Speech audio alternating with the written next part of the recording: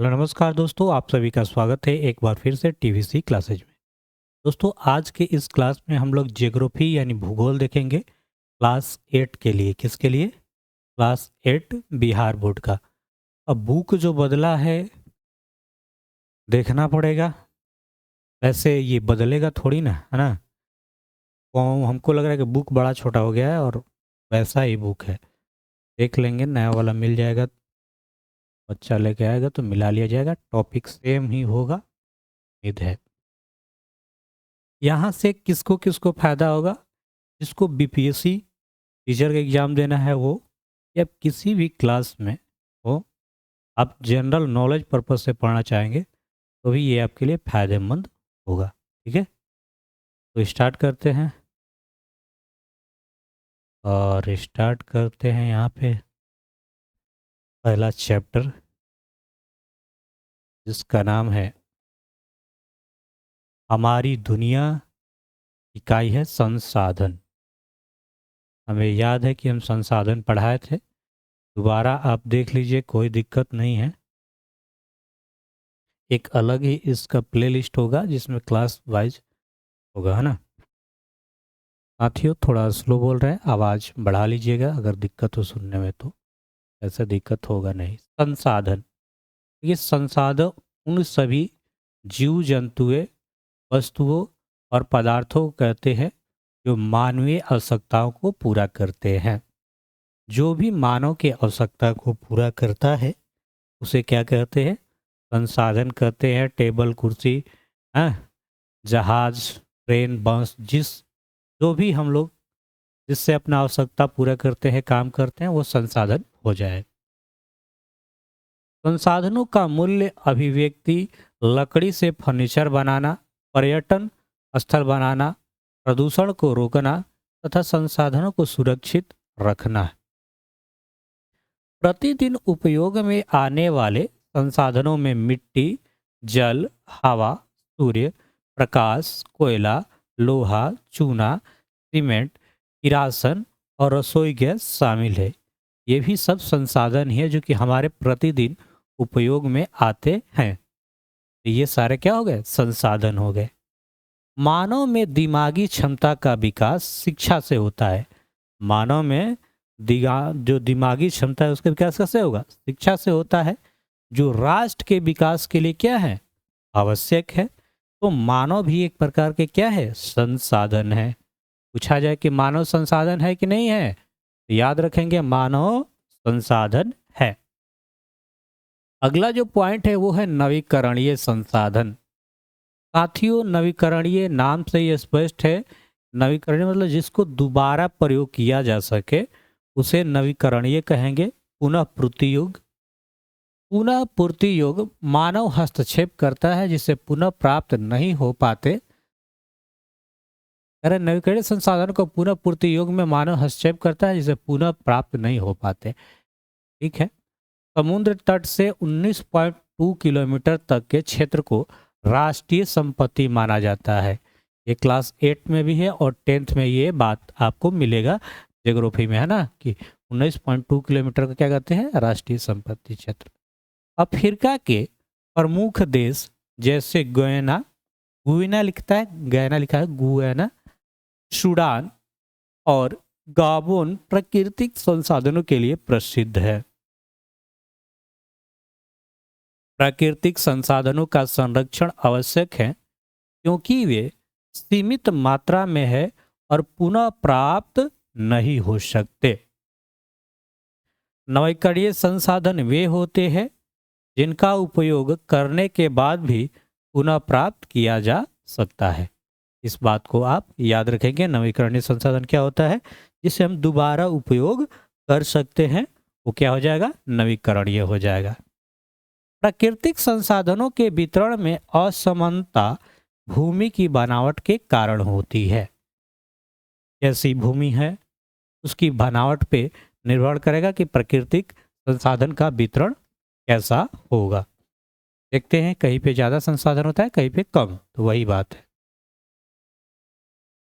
संसाधनों का विकास और उपयोग के आधार पर वास्तविकता और संभाव्य श्रेणियों में बांटा गया है।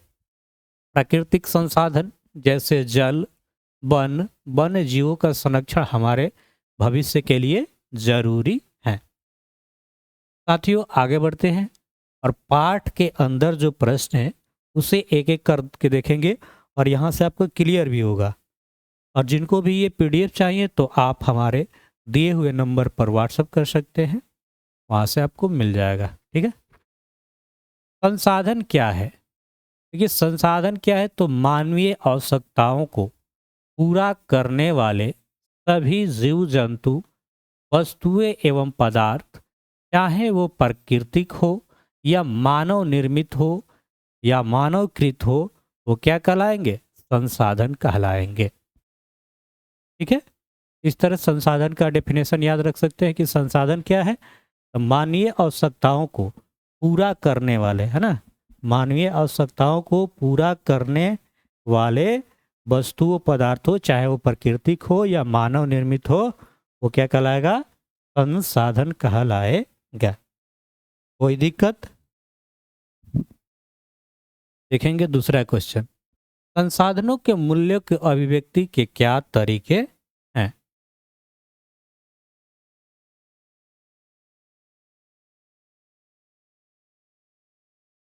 दीजिएगा ध्यान। देखिए, संसाधनों के मूल्य की अभिव्यक्ति के निम्नलिखित तरीके हैं। जंगल की लकड़ी से फर्नीचर बनाना। जंगल की लकड़ी से क्या बनाना? फर्नीचर बनाना। प्राचीन स्मारक, शैलावास, जलप्रपात जैसे स्थानों को पर्यटन स्थल के रूप में विकसित करना। विभिन्न प्रकार के प्रदूषणों को रोकना या कम करना। प्राकृतिक संसाधनों को सुरक्षित एवं संरक्षित रखना। ये सारे हो जाएंगे। अगला प्रश्न देखेंगे क्या है। क्वेश्चन नंबर जो 3 है वो कह रहे कि प्रतिदिन उपयोग में आने वाले 10 संसाधनों की एक सूची तैयार कीजिए। कितना संसाधन? 10 संसाधन। तो 10 संसाधन के नाम लिख लेंगे यहाँ पे हम।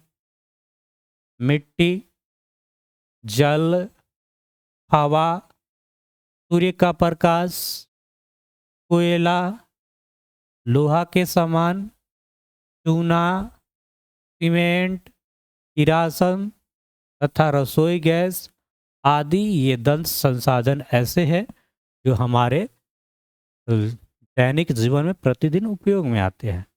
आप चाहें तो इधर उधर कुछ भी लिख सकते हैं जो आपके दिमाग में आ रहा है, वैसे इससे आइडिया लग जाएगा आपको लिखना क्या है। साथियों, अगर आवाज़ कम लगे तो आप आवाज़ बढ़ा लीजिएगा और क्वालिटी भी। नेक्स्ट क्वेश्चन देखेंगे। क्वेश्चन नंबर 4 क्या कर रहा है कि मानव के अंदर दिमागी क्षमता का विकास स्तर कैसे प्रभावित होता है, यह क्यों आवश्यक है? तो ध्यान देंगे, मानव के अंदर दिमागी क्षमता का विकास शिक्षा के स्तर को ऊंच करने से प्रभावित होता है। यह इसलिए आवश्यक है क्योंकि राष्ट्र के विकास में शिक्षित व्यक्ति का योगदान देने में सक्षम हो सकता है। कहा जाता है कि अगर आपका विकास है तो भी आप राष्ट्र का विकास कीजिएगा, है ना। इसलिए आपका शिक्षित होना बहुत जरूरी है। नेक्स्ट क्वेश्चन नंबर 5 है कि नवीकरणीय संसाधन की पुनः पूर्ति में कौन हस्तक्षेप करता है? इनकी पुनः पूर्ति कैसे संभव है? ध्यान देंगे, जल और वन जैसे नवीकरणीय संसाधन पुनः पूर्ति युग में मानव हस्तक्षेप करता है, जिससे वे पुनः प्राप्त नहीं हो पाते। यदि मानव का हस्तक्षेप कम हो जाए तो निश्चित ही इनकी पुनः पूर्ति होने लगेगी। नेक्स्ट क्वेश्चन, क्वेश्चन नंबर 6 देखेंगे। समुद्र तट से कितनी दूरी तक के क्षेत्र को राष्ट्रीय संपत्ति मानी जाती है? तो साथियों, किसी देश के समुद्र तट से 19.2 किलोमीटर तक की दूरी, कितना, 19.2 किलोमीटर तक की दूरी को या पाए जाने वाले संसाधन पर उस देश का अधिकार स्वीकृत है, वैसे तट से 200 किलोमीटर तक, ये जो तट है वहां से 200 किलोमीटर तक समुद्री क्षेत्र को उस देश का अंदर माना जाता है। मान लीजिए जहां से तट स्टार्ट होगा वहां से 200 किलोमीटर अंदर जाइएगा समुद्र में, वहां तक आपका राष्ट्रीय संपत्ति है आपकी, है ना, उस देश की। क्वेश्चन नंबर 7 है कि अफ्रीका महादेश के कुछ प्रमुख देशों के स्थिति को एटलस से पता करें, वहां के प्राकृतिक संसाधनों और खनिजों की पता करें। तो सबसे पहले आप इसे ग्लोब पे देखिएगा। अफ्रीका के कुछ प्रमुख देश, वहां की स्थिति, प्राकृतिक संसाधन, खनिज निम्नलिखित है। आइए देखते हैं। हम पढ़े थे गुयाना के बारे में, तो वहां पे एक गुयाना है जो कि अफ्रीका के पश्चिमी तट पर अवस्थित है और यहाँ प्राप्त होने वाला खनिज सोना है। जो अफ्रीका में गुयाना है वहां पे क्या प्राप्त हो रहा है, वहां से सोना प्राप्त हो रहा है। दूसरा यहाँ पे सूडान, उत्तरी अफ्रीका के लगभग मध्य में सूडान स्थित है, यहाँ गोंद बहुतायत से प्राप्त होता है। आइवरी कोस्ट, आइवरी कोस्ट उत्तरी अफ्रीका के दक्षिण तट पर अवस्थित है, यहाँ कॉफी, खजूर तथा खजूर के तेल प्राप्त होता है। गेबोन, गेबोन यह मध्य अफ्रीका के पश्चिमी तट पर अवस्थित है, यहाँ मैग्नीज और यूरेनियम का भंडार है, यहाँ पेट्रोलियम भी प्राप्त होता है। जेर, जो कि दक्षिण अफ्रीका के उत्तर में लगभग समुद्र तट पर अवस्थित है, यहाँ यूरेनियम तथा हीरे की खान है। ये सारे दक्षिण अफ्रीका के वो देश हैं जो कि वहाँ से कुछ कुछ पाया जाएगा, इसे आप ध्यान रखेंगे। साथियों, यहाँ पे क्वेश्चन है कि बहुविकल्पी प्रश्न दिया है, सही विकल्प चुने। इनमें से कौन एक प्राकृतिक संसाधन है? प्राकृतिक संसाधन आप सभी जानते हैं, जो मानव निर्मित नहीं हो, जो प्रकृति दिया हो, है ना। पंचायत भवन, विद्यालय, हवाई अड्डा या भूमि। इसमें प्राकृतिक संसाधन क्या हो जाएगा? भूमि। नेक्स्ट है कि इनमें कौन प्राकृतिक संसाधन नहीं है? सूर्य, मिट्टी, जल, ये प्राकृतिक संसाधन है। नहीं है तो हवाई जहाज, क्योंकि हवाई जहाज तो मानव निर्मित है। नेक्स्ट, केरल में पाए जाने वाला थोरियम इस प्रकार के संसाधन का उदाहरण है। जो थोरियम पाया जाता है वो किस प्रकार संसाधन का उदाहरण है?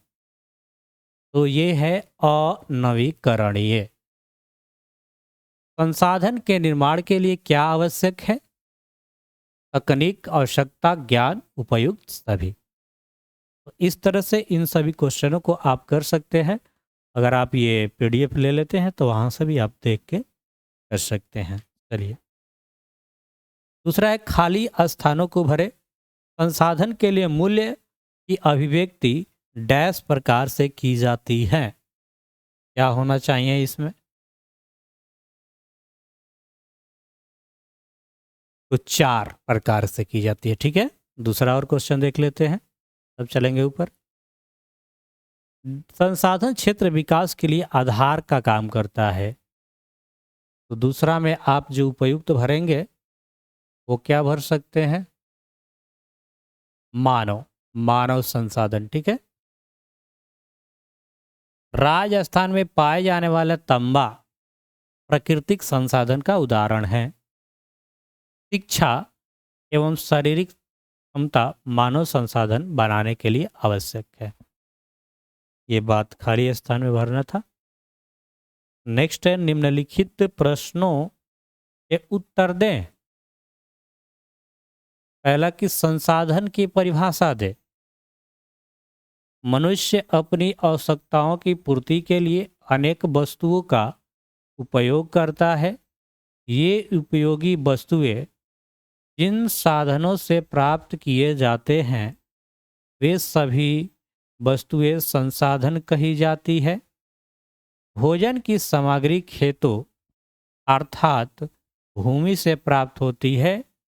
यातायात के साधनों में गदहा, घोड़ा, बैल, गाड़ी बनाने के लिए लकड़ी, लोहा आदि की आवश्यकता पड़ती है। ये सभी वस्तुएं संसाधन हैं।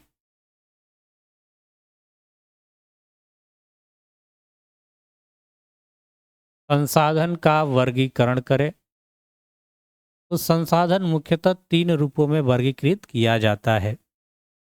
पहला तो प्राकृतिक संसाधन, मानव संसाधन और मानवकृत संसाधन। हम लोग इसके बारे में देखते हैं।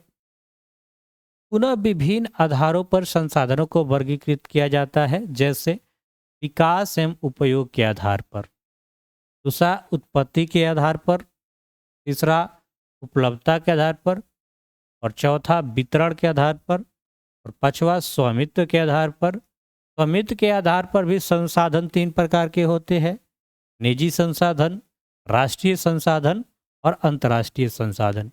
सेम टू सेम आपको इस बात को 10th में भी ऐसे ही पढ़िएगा। आइए सबसे पहले क्वेश्चन देखते हैं कि प्राकृतिक संसाधन का संरक्षण क्यों जरूरी है, क्यों उसको बचाना जरूरी है। प्राकृतिक संसाधनों को उसका संरक्षण क्यों किया जाए, क्या रीजन है ना। तो प्राकृतिक संसाधन का संरक्षण इसलिए जरूरी है कि कारण की असीमित नहीं है। असीमित मतलब उसका ऐसा नहीं है कि सीमा नहीं है, उसका भंडारण जो है वो सीमित है। इनका भंडारण क्या है? सीमित है। यदि एक बार समाप्त हो जाए तो पुनः प्राप्त कर पाना संभव नहीं है। कारण इनको बनने में हजारों वर्ष लग जाते हैं। फिर भी नहीं कहा जा सकता कि 1000 वर्ष बाद भी ये प्राप्त हो सकेंगे या नहीं। अतः हमारी अगली पीढ़ी भी इनका लाभ उठा सके, अतः इसका संरक्षण नितांत जरूरी है। क्वेश्चन नंबर 4 देखेंगे क्या है। करके नवीकरणीय संसाधन किसे कहा जाता है और उदाहरण के साथ लिखे। नवीकरणीय संसाधन किसे कहा जाता है, इसे उदाहरण के साथ लिखना है।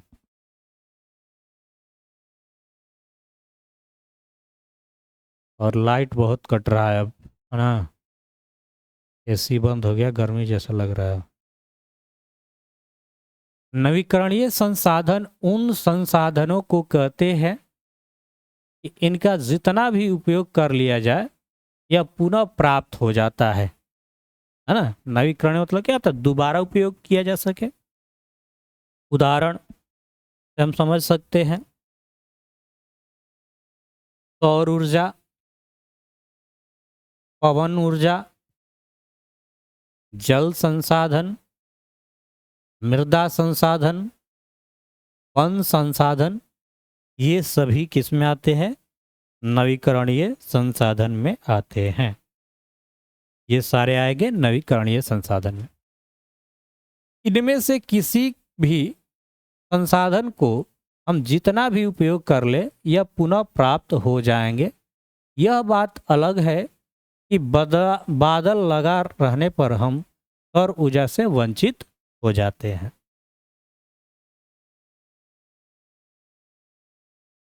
क्वेश्चन नंबर 5 ध्यान से देखेंगे क्या कह रहा है। अरे प्राकृतिक संसाधनों, है ना, प्राकृतिक संसाधनों के वितरण में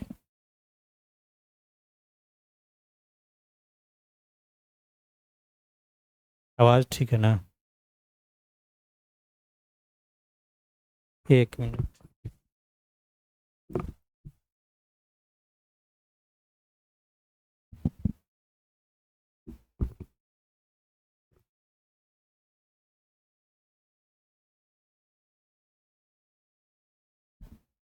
प्राकृतिक संसाधनों के वितरण में असमानता के कारण को लिखे। देखिए, प्राकृतिक संसाधनों के वितरण में असमानता के कारण है भूमि की बनावट। भूमि की बनावट ही निर्भर करेगी उस पे भी कि उसका भूमि का बनावट कैसा है, वहाँ पे प्राकृतिक संसाधन वैसा मिलेगा। पहाड़ों से नदियाँ निकलती है जिनके जल के विभिन्न उपयोग है। मरुस्थल में केवल बालू ही बालू है। हालांकि कहीं कहीं कुछ खनिज भी मिल जाते हैं।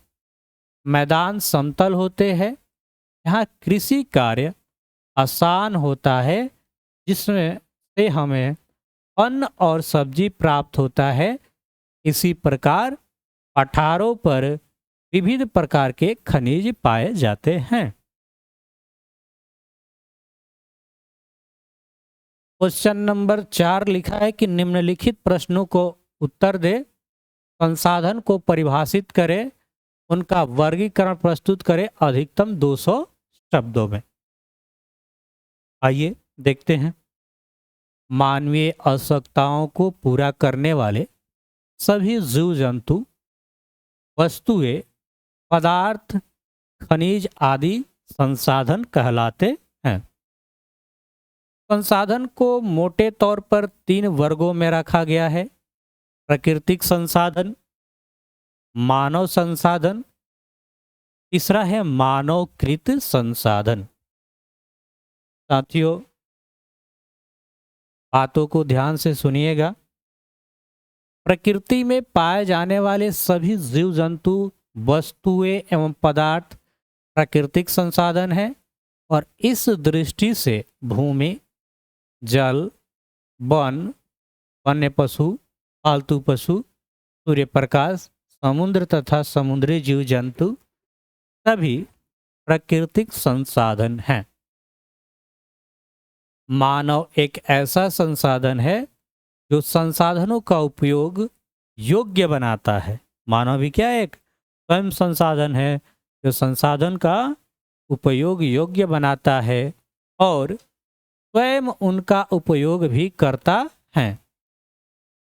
इस अर्थ में मानव निर्माता और उपभोक्ता दोनों है। संसाधनों का उपयोगी बनाने के लिए वह अपनी बुद्धिमानी, अपने दिमाग तथा शैक्षणिक क्षमता का उपयोग करता है।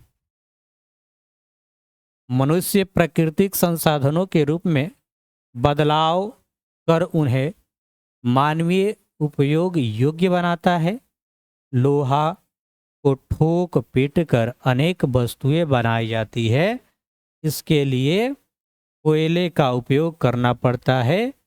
वनों से प्राप्त लकड़ी को काट छांट कर अनेक प्रकार के उपयोगी फर्नीचर बनाता है। यह सब मानवीय कौशल से होता है।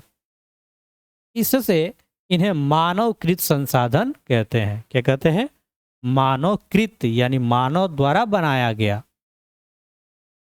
विकास और उपयोग के आधार पर संसाधन 2 प्रकार के, पहला वास्तविक संसाधन, दूसरा संभाव्य संसाधन। यानी वास्तविक संसाधन और संभाव्य संसाधन वे हैं जो प्राय हैं और उनका उपयोग जारी है। संभाव्य संसाधन वे हैं जिनके भविष्य में प्राप्ति की जा सकती है। 2 बात। संभाव्य के मतलब क्या है कि संभावना है ना, उनका उपयोग जारी है, वो तो मान लो है पहले से ही संसाधन ही है। लेकिन संभाव्य है, इसका मतलब उसका भविष्य में प्राप्ति की आशा है। ऐसा आशा किया जा रहा है, यहाँ से क्या निकलेगा? खनिज संसाधन मिलेगा। ठीक है साथियों, उपलब्धता के आधार पर भी संसाधनों के 2 प्रकार हैं। एक तो अनवीकरणीय और दूसरा नवीकरणीय। जैसे लोहा, कोयला, पेट्रोलियम आदि क्या है? अनवीकरणीय संसाधन है, क्योंकि एक बार समाप्त हो जाने के बाद इनकी प्राप्ति असंभव है। नवीकरणीय पदार्थ बार बार उपयोग के बाद भी वे पुनः प्राप्त हो जाते हैं। वन से वृक्ष काट ले तो वहाँ पुनः उग जाते हैं, उगाए जा सकते हैं। सौर ऊर्जा और पवन ऊर्जा ऐसे ही संसाधन हैं, नवीकरणीय संसाधन है। साथियों, इन्हीं सब बातों के साथ आगे बढ़ते हैं क्वेश्चन नंबर 2 पर। और क्वेश्चन नंबर 2 क्या है कि प्राकृतिक संसाधन का वर्गीकरण उपयुक्त उदाहरण के साथ प्रस्तुत कीजिए। उत्तर, प्राकृतिक संसाधनों का वर्गीकरण हम अनेक रूपों में कर सकते हैं, जैसे पहाड़ों पर पाए जाने वाला संसाधन।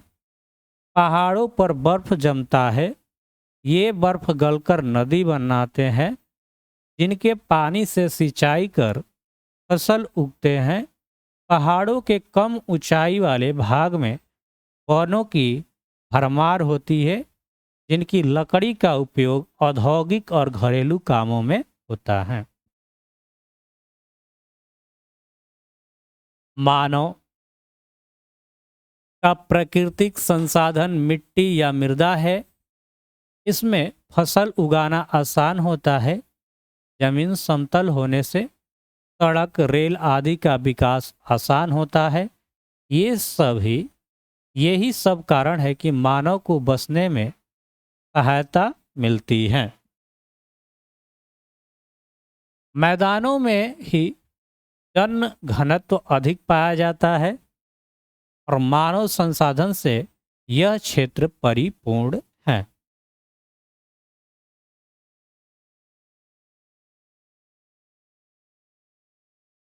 पठारों पर खनिज रूपी प्राकृतिक संसाधन की भरमार है। ठीक है, पठारों पर खनिज रूपी संसाधन का भरमार है।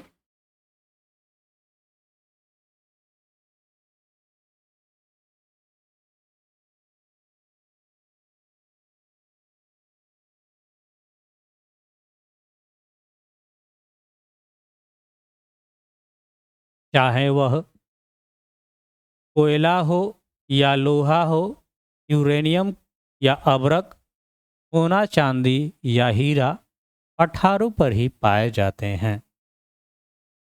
ऐसा नहीं है कि सिर्फ पठारों पाए जाते हैं, मतलब पाया जाता है। ठीक है, क्लास 8 का है तो क्लास का 8 का लेवल है। मरुस्थल में वैसे तो बालू की भरमार है, लेकिन कहीं कहीं पर क्या मिल जाएगा आपको, खनिज भी मिल जाते हैं। जैसे थार मरुस्थल में तांबा मिलता है।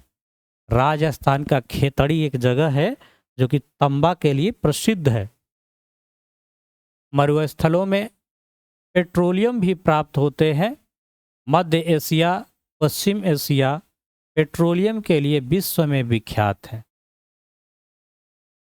समुद्री जल से नमक प्राप्त होता है। समुद्र में अनेक जल जीव जो कि प्राकृतिक संसाधन कहलाते हैं, जैसे मछली, शंख, मोती, मूंगा। इनके अलावे भी कुछ रत्न समुद्र में मिलते हैं, जिस कारण समुद्र को रत्नाकार भी कहा जाता है। समुद्र को क्या कहा जाता है, रत्नाकार भी कहा जाता है। क्वेश्चन नंबर 3 है कि संसाधन बनाए जाते हैं, उपयुक्त उदाहरण के साथ स्पष्ट करें।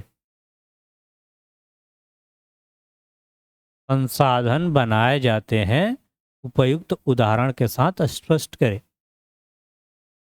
हम निश्चित रूप से यह कह सकते हैं कि संसाधन बनाए जाते हैं यदि खनिज यदि खानों में पड़ा रहता है तो उसका वहाँ कोई उपयोग नहीं है। मान लीजिए खनिज खदान में पड़ा है तो कोई उपयोग है नहीं। जब तक मानव उसका अपने उपयोग में ना आए तब तक संसाधन होगा कैसे। वह उपयोगी तभी बनेगा जब उसमें मानव हाथ लगेगा। माना कि खानों से लोहा निकलते हैं, उसे गलाने के लिए कोयला भी खाने से ही मिलती है। इन दोनों संसाधनों के संयोग से अनेक मानव उपयोगी वस्तुएं बनाई जाती है। मकान हो या पुल, रेलगाड़ी चलाने के लिए पटरी या स्लीपर, हर जगह लोहे की आवश्यकता होती है। भूमि का जोत कोड़ा जोता है, उसमें बीज बोए जाते हैं, खाद कीटनाशक डाले जाते हैं, फसल काटा जाता है, दवानी की जाती है। क्वेश्चन नंबर 4, संसाधन संरक्षण की आवश्यकता पर प्रकाश डालें। क्यों संसाधन को संरक्षण करना है, क्यों बचाना है, इसे बचाकर किस लिए रखना है, उस पर आपको प्रकाश डालना है। ठीक है साथियों, कोई दिक्कत? आइए देखते हैं।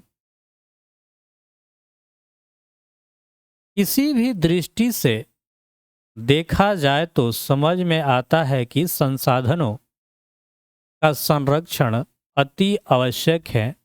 वह इसलिए आवश्यक है कि संसाधन सीमित है, उनका यदि संरक्षण नहीं किया जाए तो वो शीघ्र समाप्त हो जाएंगे। हमें वे पुनः नहीं मिल सकते, न केवल